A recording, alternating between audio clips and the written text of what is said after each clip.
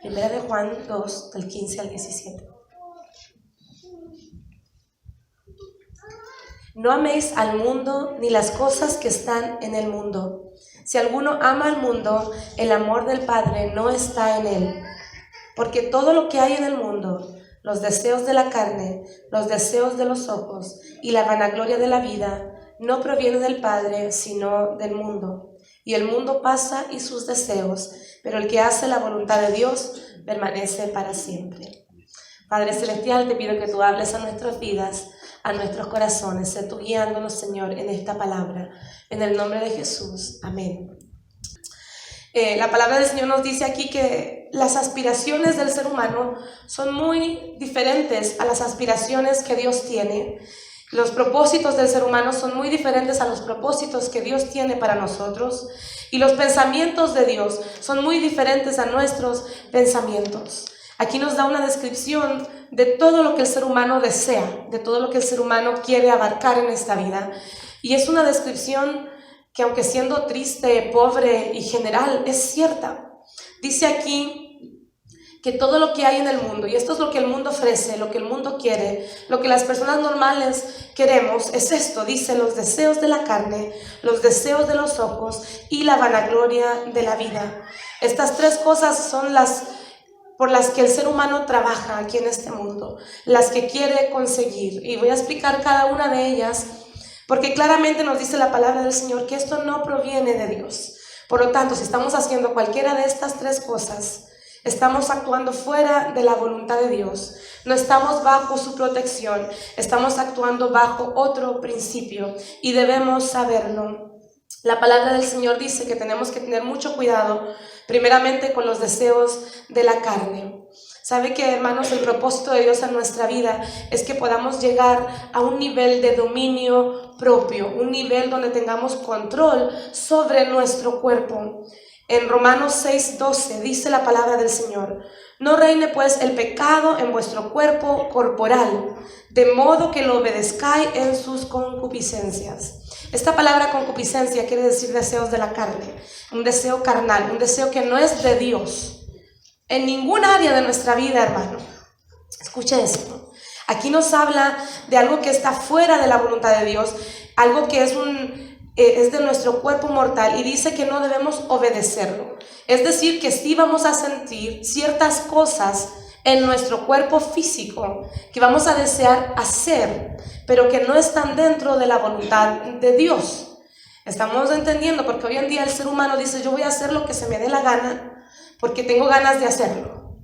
Ese es el logo del mundo, ¿verdad? Haz lo que te plazca en gana. Pero la palabra del Señor nos advierte acerca de esto, porque de esta manera el pecado puede reinar en nuestras vidas. En 1 Tesalonicenses 4:5 dice: que cada uno de vosotros sepa tener su propia esposa en santidad y honor, no en pasión de concupiscencia como los gentiles que no conocen a Dios. Este versículo nos habla de muchas cosas, hay que leerlo en el contexto, pero básicamente aquí el apóstol está exhortando al pueblo de Dios a no tener relaciones indebidas o fuera de lo que Dios ha establecido. Hemos hablado mucho con los jóvenes acerca de este tema porque queremos quizá prevenir cosas que pueden venir en el futuro, pero muchas veces la iglesia no las previene. Muchas veces los adultos son los que son dejados, se dejan llevar por sus pasiones y no saben controlar su propio cuerpo. Y aquí nos habla algo muy importante. Él dice: sepan tener a su pareja, a la persona que Dios les ha dado en juramento delante de Dios, como una manera de santidad y honrarlos. Es decir, la persona, si hay casados aquí, esa persona con la que usted se casó, usted le debe honra y respeto. Con su cuerpo, con su mente, con todo lo que usted es, usted le debe a esa persona honra y respeto. Y también este versículo se refiere fuera del matrimonio. Habla aquí para aquellos que no están casados. En la versión al lenguaje actual dice: Dios quiere que ustedes vivan consagrados a Él, que no tengan relaciones prohibidas y que cada uno de ustedes sepa controlar su propio cuerpo como algo sagrado y digno de respeto. Deben dominar sus malos deseos y no portarse como los que no creen en Dios. ¿Está escuchando, hermano? Aquí hay muchas cosas, como dije, a veces son tabú dentro de la iglesia, que no las hablamos. ¿Por qué? Porque muchas veces no sabemos controlar estas cosas. La palabra del Señor dice que debemos vivir de una manera que dejemos estas cosas fuera de nuestra vida. Hay personas que han perdido a su familia por este tipo de pecados. Hay personas que han perdido sus trabajos, sus amigos, porque no han podido controlar su cuerpo, porque no saben cómo poner límites en su cuerpo, porque caen en el pecado cada vez que se presenta una tentación física. Aquí en la Biblia tenemos algún tipo de ejemplos. Tenemos el ejemplo más conocido, que es el de David. La palabra dice que el rey David, teniéndolo todo, estaba ocioso, no tenía qué hacer, y se puso a mirar por el balcón lo que no debía estar mirando. Y eso lo llevó a cometer un pecado. Eso lo llevó a obedecer a su carne, porque no andaba en lo espiritual, sino en lo carnal. Esto también puede ser diferentes cosas. Quiero usar el ejemplo de Jesús en esta mañana.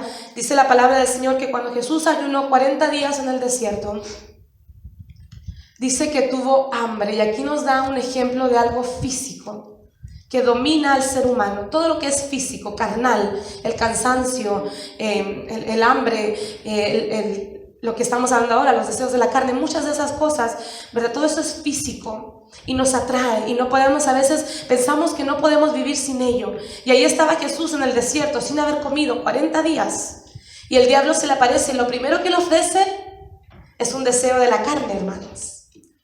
Y le dice: si tú eres el Hijo de Dios, haz que estas piedras se conviertan en pan. Mateo 4.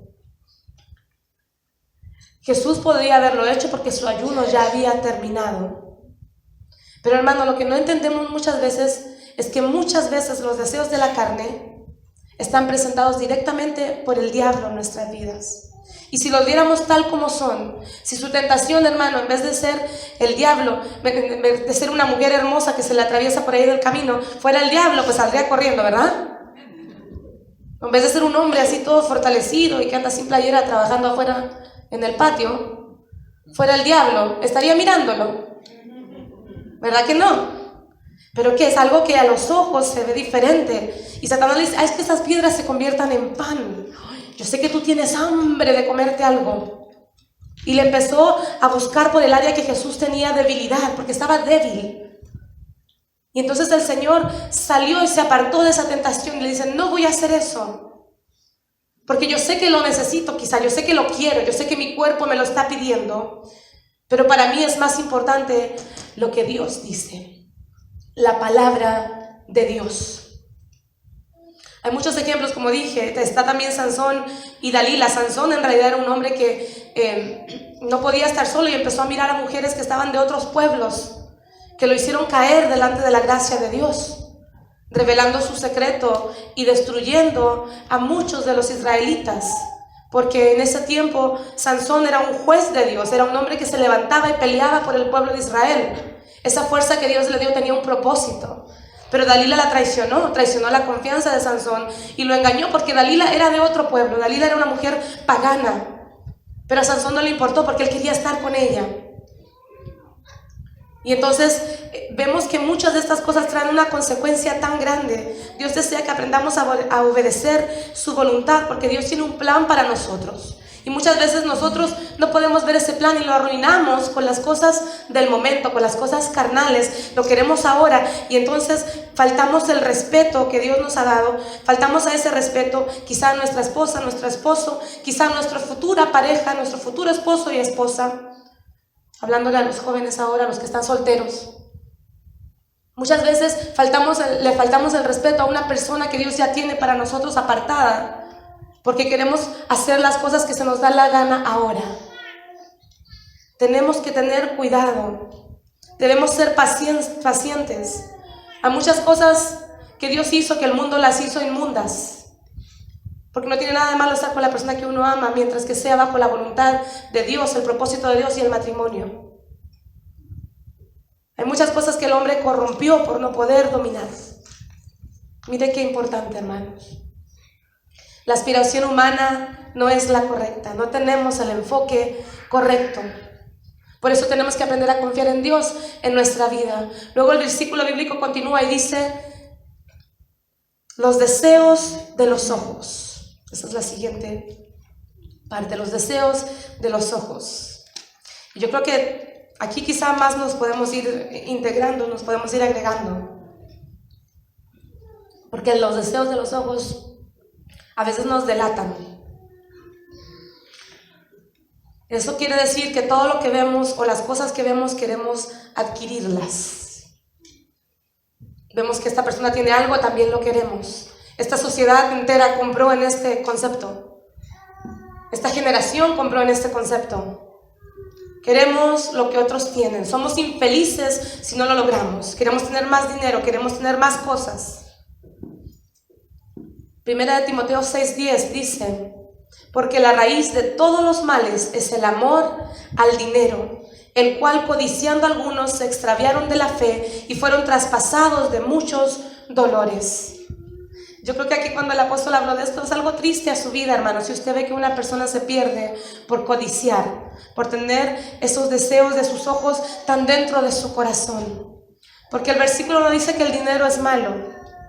Dice que el amor al dinero es malo. Hay otros versículos en Mateo donde nos dice que no podemos servir a dos señores, al dinero y a Dios. Y lo dice claramente, no hay un ejemplo ahí, simplemente dice al dinero y a Dios. Porque cuando algo es su señor, cuando usted trabaja, todo lo que usted hace es para conseguir algo, el dinero por ejemplo, eso es lo que le domina, eso es su señor. Eso es para lo que usted está viviendo. En la Biblia hay varios ejemplos y es triste porque, como dije aquí, hablaban de algunos hermanos en la fe, dice que se extraviaron, o sea que se perdieron por completo, simplemente porque le encontraron gusto al dinero. Y en ese ejemplo podemos poner a Judas, el traidor, el que entregó al Señor Jesús. Judas era una persona que era ambiciosa y quería dinero. Y la palabra del Señor nos dice en varias ocasiones que Judas estaba a cargo del dinero y que Judas lo quería para él. Él gastaba el dinero que se juntaba para sus cosas. El dinero atrae a muchas personas, hermanos. El dinero atrae a muchos. Porque se ha sabido de muchos líderes, de muchos pastores y ministros que usan el evangelio como una forma para lucrar de él. Porque una vez que usted mete las manos en el dinero que no es suyo, es difícil sacarlas de ahí. Y muchos se han extraviado en la fe. Imagínense ahí, vea a Judas, que entregó al mismo Hijo de Dios por 30 monedas de plata. Porque el dinero lo atrajo. Porque ya se estaba gastando el dinero que no era suyo. Entonces una oferta indecente de otra parte no era nada extraño para él. Porque esa era su mentalidad, esa era su mente. Cuando vemos la historia de Zaqueo, Zaqueo ve a Jesús, que él va pasando por ahí y Zaqueo no se puede acercar a Jesús. Y es que hay tantas cosas mal en la vida de Zaqueo. Y Zaqueo ve a Jesús y hay algo que se enciende en su corazón y dice que se sube rápidamente a un árbol porque era chiquito y no podía ver. Y dice que se sube a este árbol y empieza a ver que Jesús venía caminando pero directamente hacia él. Si yo hubiera sido Zaqueo me hubiera preocupado bastante. Porque usted sabe bien aquello que es que le atrae, aquello que está haciendo y lo tiene en su mente quizá todo el tiempo. Y está ahí y Jesús viene directo a Zaqueo. Y no hay nada que le podamos ocultar al Señor, no hay nada que le podamos ocultar. Y Zaqueo sabía en su corazón cuál era su pecado. Y entonces el Señor llega donde está Zaqueo y le dice: Zaqueo, hoy día tenemos que hablar tú y yo, voy a ir a tu casa. Dice que Zaqueo dijo: sí, vamos. Pero yo creo que dentro de él estaba pensando: ¿qué le voy a decir al Señor? ¿Cuál va a ser mi excusa? Y entonces dice que se sientan a la mesa y probablemente Jesús habló con Zaqueo y tuvo una conversación de corazón a corazón. Y hablaron. Y Zaqueo tuvo un cambio de corazón y se dio cuenta que sus prioridades no eran las correctas. Porque se dio cuenta que amaba más al dinero que a Dios. Dice la palabra del Señor que cuando Zaqueo se dio cuenta de esta verdad, se dio cuenta de que sus prioridades en su cabeza estaban equivocadas, hizo un cambio inmediato. Dice, Señor, ¿sabes qué? Ya todo lo que tengo, entendí lo que pasó. Voy a devolver el dinero que he robado. ¿Usted ha escuchado a alguna persona reconocer así sus errores? Sabe que difícilmente. difícilmente reconocemos nuestro error, sobre todo si es algo vergonzoso como robar. Porque preferimos irnos para la casa con algo extra que se nos llevó del supermercado que volver y pedir disculpas o decir, miren, me lo llevé por equivocación o me lo llevé porque me lo robé. O cuando sus hijos toman algo por equivocación de la tienda y usted salió para afuera al carro y vio que su hijo tenía un juguete en la mano que no pagó usted. Nos da vergüenza, ¿verdad? Y muy pocas veces reconocemos. Y aquí está Zaqueo y dice, yo voy a devolver lo que le robé a la gente. Y había gente ahí a la mesa, hermanos. No estaba solito dialogando con Jesús. Se dio cuenta que su avaricia, su amor por el dinero, su amor por el deseo de los ojos, de tener más cosas y de tener más cosas en su casa y de ser una persona ahí, que todo el mundo viera que cómo se vestía, cómo se arreglaba. Dice, yo robé y lo voy a devolver, y no simplemente lo voy a devolver, sino que voy a devolverlo con el interés que corresponde, que es 4 veces más del dinero que yo le he robado a esta gente. Él sabía cuánto había robado porque él llevaba libros donde él tenía que escribir cuánto dinero le pagaba a la gente, y probablemente él le cobraba más dinero a la gente. Y no solamente eso, sino que también fue conmovido a dejar su fortuna, y él dijo, la mitad de todos mis bienes yo lo voy a dar a los pobres. Tomó una decisión en ese momento, de dejar de estar siguiendo las riquezas, de estar siguiendo ese deseo de los ojos, porque es una cosa que aburre después de un tiempo. En la tentación de Jesús, la última tentación, dice que el diablo llevó a Jesús a lo más alto de la ciudad, y entonces le empezó a mostrar reinos, y le empezó a mostrar los reinos más ricos de la zona. Y el diablo le dice, mira, si tú quieres, yo te puedo poner a reinar todos estos lugares, y toda esta gente te va a dar dinero, y toda esta gente te va a venir y te va a exaltar tu estatus económico. Imagínense a Jesús en la tierra. Jesús nació, lo hemos estudiado todo este mes, en un pesebre. Ni siquiera había una cama. Nació y lo acostaron en la paja. Y nació en una noche, con frío probablemente. Y desde ahí en adelante su vida no mejoró tanto que digamos, hermanos. Era el hijo de un carpintero, una persona humilde. Era un hombre que quizá pasó necesidad, siendo el hijo de Dios. Y aquí está el diablo y le dice, mira, yo te puedo dar todo esto. Y yo creo que Jesús quizá dentro de él tenía ese recuerdo, ese conocimiento de que él tenía todas estas cosas en el cielo, ¿verdad? Era alabado por los ángeles, era exaltado. Y para Dios el dinero y el oro no es nada, pero aquí en la tierra es algo valioso que la gente mira. Pero Jesús le contesta al diablo y dice, no voy a servir a las riquezas. Yo no estoy en este mundo para servir a las riquezas. Y es algo que nosotros debemos entrar en nuestra mentalidad, hermanos. Usted no está aquí para trabajar y hacer dinero. Hay personas que viven para trabajar. Nosotros deberíamos trabajar para vivir. ¿Estamos en la misma?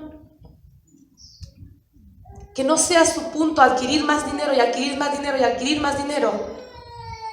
Esa no debe ser la mentalidad del cristiano, porque nos desenfoca del plan de Dios, nos quita fuera del plan de Dios cuando una persona no tiene tiempo ni para venir a la iglesia. Porque el trabajo, y no me diga que a usted le gusta mucho su trabajo, ¿verdad? ¿Cuál es el propósito? Es el dinero. Es el dinero.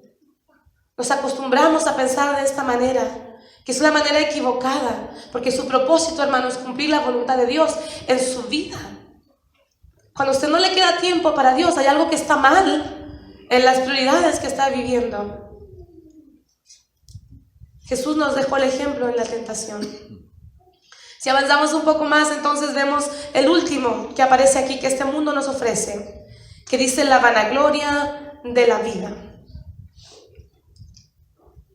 La vanagloria de la vida. Muchas personas buscan la fama.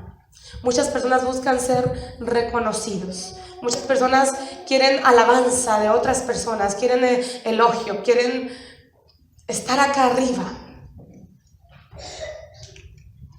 En la Biblia hay un ejemplo en Hechos, cuando la iglesia recién estaba comenzando, en Hechos 4 nos dice que había un hombre muy bueno, y cuando antes se convirtieron, cuando recién comenzó la iglesia, la gente se convertía y donaba todo lo que tenían para la iglesia. Y nos da el ejemplo de un hombre que está en la Biblia, se llama Bernabé, está al final de Hechos 4, y dice que este hombre se convirtió al Señor y vendió la tierra que él tenía, y dice que trajo todo a los pies de los discípulos para el trabajo y para dividirlo entre la gente que no tenía. Y entonces este hombre fue muy querido de las personas, ¿verdad? Porque hizo un sacrificio muy grande de una manera de entrega, no era una persona por egoísmo, sino que lo hizo por entrega. Y entonces este hombre se hizo querido de los hermanos de la iglesia. Lo querían mucho porque él dio con amor lo que él recibió. Y entonces en Hechos 5 dice que había otra pareja de la iglesia, Ananías y Zafira. Y ellos vieron lo que pasó con Bernabé y dijeron, mira, Bernabé, y ahí tiene un buen testimonio en la iglesia, todo el mundo lo alaba, lo miran, lo exaltan. Y entonces fueron y dijeron, vamos a vender nuestra propiedad también nosotros. Fueron y vendieron la propiedad y se pusieron de acuerdo y dijeron, pero es mucho, yo creo que si nos quedamos, pues nos podríamos quedar con la mitad, no sé cuánto. Y se pusieron a hablar y se quedaron con dinero para ellos, pero luego fueron a la iglesia y le dijeron a los apóstoles que esa era toda la cantidad del dinero de la venta. Primero fue el Ananías. Y entonces Pedro lo vio y le dice, ¿por qué me estás mintiendo?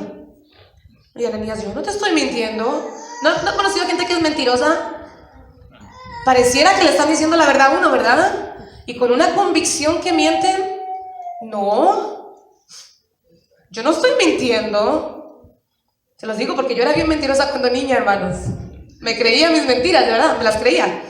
Era tan buena para mentir. Se me daba natural. Yo creo que a todos se nos ha dado natural desde chiquitos mentir, quizá.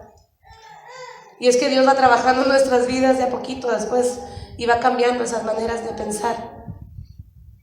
Y entonces Ananías llegó y mintió descaradamente. Y dice la palabra que no le mintió a los apóstoles, sino que más bien le mintió al Espíritu Santo.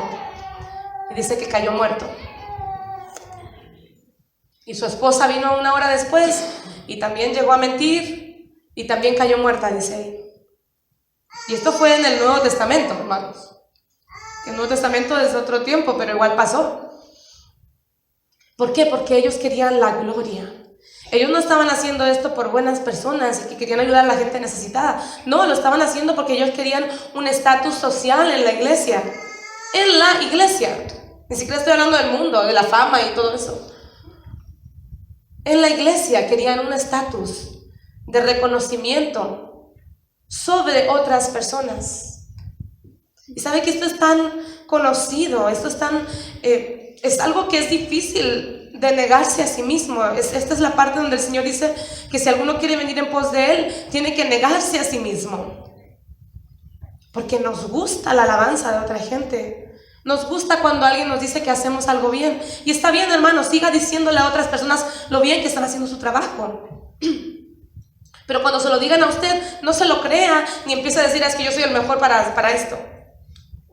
Y cuando alguien le dice, usted canta muy bien, hermano, y usted le dice, sí, yo sé. Gracias. ¿Qué es eso? Porque tenemos eso, nos nace. Y déjeme decirle, yo soy pastor, yo predico, yo canto, yo sé. Uno tiene que negarse constantemente a la alabanza del mundo. Porque si a Dios no le gustó como usted lo hizo, déjeme decirle que no vale de nada que a toda la gente le haya gustado. Dios puede no recibir su alabanza, aunque todas las personas la recibieran. Y sabe que es tan importante, como dije, negarse al yo. Negarse y comenzar, cada vez que algo así pasa en su vida, hermano, saber que es la gracia de Dios en su vida. La fama es algo tan grande. Como dije, no solamente en la iglesia, en cualquier lugar la gente quiere ser reconocida. Es triste ver a la gente que con un buen propósito comenzó en un concurso de canto y luego cuando se hacen famosos se les olvida todos sus principios. Porque hay que hacer lo que la gente pide, hay que hacer lo que la gente quiere, vivir para otros, para recibir su aprobación, su alabanza, su aclamación. Tenemos que aprender a vivir en los propósitos de Dios. Quiero leer nuevamente Primera de Juan 2:15. Dice: no améis al mundo ni las cosas que están en el mundo. Si alguno ama al mundo, el amor del Padre no está en él. Porque todo lo que hay en el mundo, los deseos de la carne, los deseos de los ojos y la vanagloria de la vida, no provienen del Padre, sino del mundo.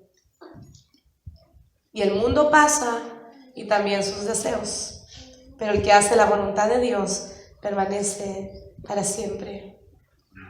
¿Por qué no nos dejamos llevar por las cosas que este mundo nos está ofreciendo? ¿Por qué no debemos dejarnos llevar por ellas? Porque el mundo va a pasar, hermano. Y todo lo que está en el mundo va a dejar de ser. Pero dice que la voluntad de Dios permanece para siempre.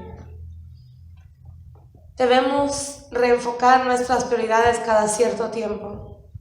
En todo momento de nuestra vida debemos hacer una evaluación. Es algo así como la Santa Cena, cuando la compartimos aquí en la iglesia. Es un punto de chequeo para el cristiano. Es un punto de saber si Cristo viene, ¿me voy a ir o no? Escucha esto, es bien fuerte, yo lo sé. Pero ¿está bien nuestra vida con Dios? ¿Estamos obedeciendo la voluntad de Dios? Y todo el tiempo debemos examinar nuestra alma, debemos dejar que Dios la examine y nos deje saber aquello que que agarramos gusto de algo y hemos desviado nuestra dirección hacia eso, en vez de seguir el propósito que Dios tiene para nosotros. Creo que es tan importante volver a enfocarnos en los planes de Dios. Jeremías 29:11 dice: porque yo sé los planes que tengo para ti. Yo lo sé, dice el Señor. ¿Quién lo sabe? ¿Usted? ¿Quién sabe los planes? Entonces, ¿a quién tenemos que obedecerle? Pues sí, ¿verdad? ¿Cómo usted va a guiar el carro si no sabe para dónde está manejando? Difícilmente, ¿verdad? No se puede.